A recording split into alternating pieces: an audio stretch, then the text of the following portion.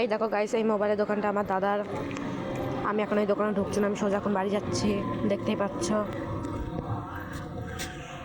এরকম আমরা পেরিয়ে চলে এলাম এই জায়গাটায়।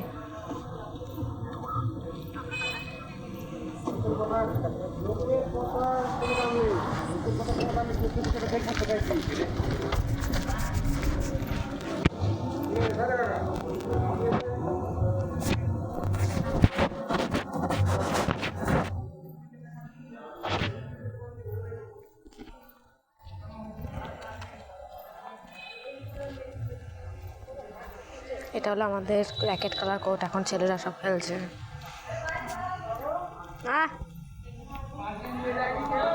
হ্যাঁ